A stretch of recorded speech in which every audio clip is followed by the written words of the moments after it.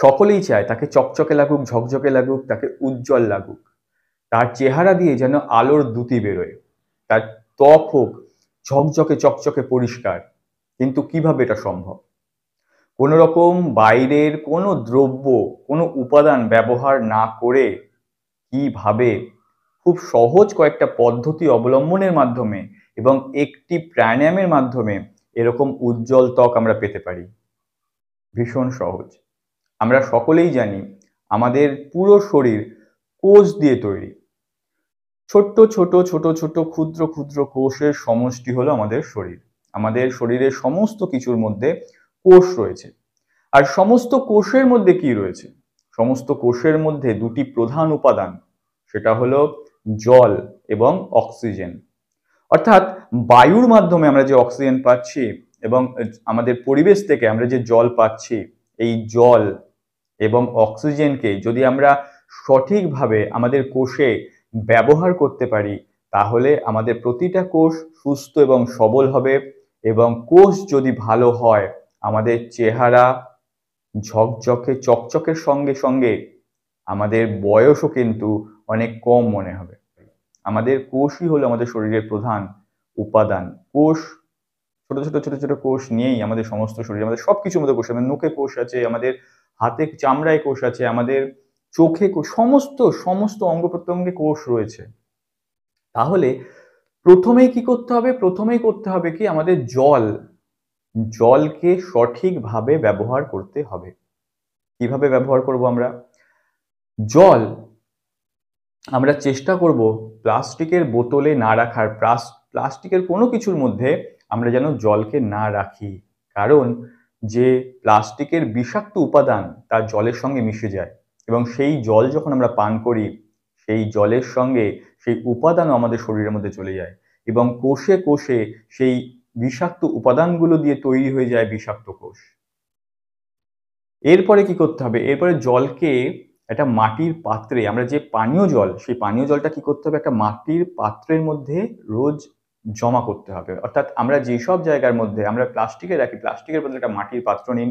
মাটির পাত্রের মধ্যে একটা তামার পাত, যদি তামার পাত না হয়, ছোট ছোট তামার গ্লাস পাওয়া যায় কিনতে, বেশি দাম নয়, ওই জলের মধ্যে চুবিয়ে রাখুন, দিয়ে ওর মধ্যে জল রেখে দিন।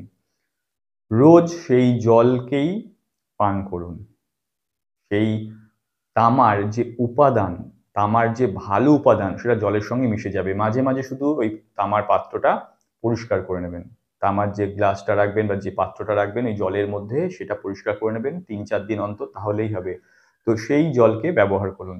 প্রত্যেকটা কোষে সঠিক উপাদানে ভালো জিনিসগুলো, সেগুলো সব কোষ পেয়ে যাবে। এই দুটো পদ্ধতি ছাড়াও খাদ্য খাদ্য বিচার কিন্তু সঠিক করতে হবে। পর্যাপ্ত জল, পরিষ্কার পরিশুদ্ধ জল নেওয়া হলো। এরপর খাদ্যকে একটু বেছে নিতে হবে। ফল, শাকসবজির ডিএনএর সঙ্গে আমাদের ডিএনএ চিনতে পারে যে ওটাই খাদ্য। আর যে প্রাণীজ যে খাদ্যগুলো আছে, আমিষ খাদ্য, সেগুলোতে কিন্তু অম্লের পরিমাণ বেশি, অর্থাৎ অ্যাসিড। তাই আমরা যত শরীরকে কম অ্যাসিড উৎপাদন করবো আমাদের শরীরে, আমরা যখন ফল খাই তাতে কিন্তু অ্যাসিড হয় না, সেগুলো সহজে হজম হয়। যখন শাকসবজি, ফলমূল, এগুলো খুব সহজে হজম হয়, কারণ আমাদের রক্ত ক্ষারীয় রক্ত। যখনই আমরা অ্যানিমেল ফুড নিচ্ছি, বেশি পরিমাণে ইনটেক করছি, তখন কিন্তু আমাদের শরীরে রক্তের মধ্যে অম্লের পরিমাণ বেড়ে যাচ্ছে। বা যখনই অম্লের পরিমাণ বেড়ে যাচ্ছে, তখন কিন্তু কোষ ক্ষতিগ্রস্ত হচ্ছে। কোষ যত ক্ষতিগ্রস্ত হবে, তত কিন্তু আমাদের চেহারায় সেটার প্রভাব পড়বে। আমাদের বয়সের ওপর কোষে যত প্রভাব পড়বে, তত আমাদের চেহারা আস্তে আস্তে বার্ধক্যের দিকে চলে যাবে। কিন্তু যদি আমরা সঠিক খাদ্য, সঠিক পরিমাণে জল এবং সঠিক জল আমরা যদি গ্রহণ করি, তাহলে আমাদের যতই বয়স হোক, তার থেকে আমাদের কম বয়সী মনে হবে। শুধু তাই নয়, আমাদের আয়ু কিন্তু ১০০ বছর। প্রত্যেকটা প্রাণী যদি কোনো রকম দুর্ঘটনার কবলে না পড়ে, মানে তাদের পূর্ণ বয়সকাল বাঁচে, কিন্তু মানুষ সেটা পাচ্ছে না। মানুষ খুব অল্পের মধ্যে ৪০-৪৫-এর মধ্যেই তাদের বিভিন্ন রকমের শারীরিক সমস্যা দেখা দিচ্ছে। কেন দেখা দিচ্ছে? অর্ধেক বয়সের কমেও কেন দেখা দিচ্ছে? কারণ আমাদের খাদ্য গ্রহণ প্রক্রিয়া, আমাদের এটাকে ঠিক করে নিতে হবে। আমরা যদি খাদ্য গ্রহণ প্রক্রিয়াকে আমরা ঠিক করে নিতে পারি, তারপরে আমরা আসনে বা প্রাণায়ামে চলে আসব। সবার আগে কিন্তু আমাদের শরীর খাদ্য এবং জল দিয়েই তৈরি। আগে এই দুটো উপাদানকে সঠিক করতে হবে। এবার কোন উপাদান? এ তো হলো জল, কোষে জল এবং খাদ্য গেল। এরপর অক্সিজেন। অক্সিজেনকে বলা হয় প্রাণবায়ু। এই অক্সিজেনকে আমাদের শরীরের মধ্যে অর্থাৎ প্রাণবায়ুকে বাড়ানোর জন্য আমাদেরকে প্রাণায়াম করতে হবে। অর্থাৎ আমাদের শরীরের মধ্যে প্রচুর পরিমাণে অক্সিজেন ঢোকাতে হবে। সেটা কোন প্রাণায়ামের মাধ্যমে? কোন প্রাণায়ামের মাধ্যমে আমরা চকচকে লাগবো, ঝকঝকে লাগবো, উজ্জ্বল লাগবো? সেটা এখন দেখিয়ে দিই। আমরা কি করব? আমরা পদ্মাসনে বা সিদ্ধাসনে বা সুখাসনে আগে বসবো। বসার পর মেরুদণ্ড সোজা, ঘাড় সোজা। এবার আমরা শ্বাসকে ধীরে ধীরে গ্রহণ করব, ধীরে ধীরে ছাড়ব।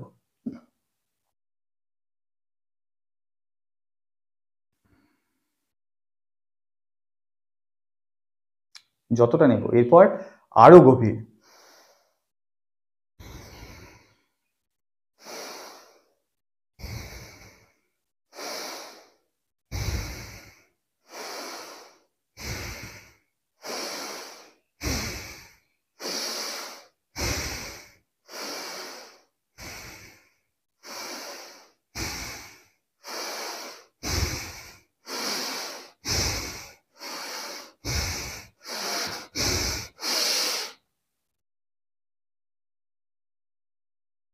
শ্বাস বায়ুকে এরকম করতে করতে করতে করতে একটা সময় গিয়ে আমরা সম্পূর্ণ শ্বাস নিয়ে আমরা 10 সেকেন্ড, 15 সেকেন্ড, 20 সেকেন্ড যতক্ষণ পারবো ততক্ষণের জন্য আমরা শ্বাস বায়ুকে আটকে দেব, অর্থাৎ কুম্ভকে চলে যাব। আমরা যতক্ষণ পারবো সেই শ্বাসটাকে আটকে রাখবো এবং আবার ধীরে ধীরে ধীরে ধীরে ধীরে ধীরে সম্পূর্ণ শ্বাস ছাড়বো। আবার নেব, আবার কি করবো এরম ভাবে।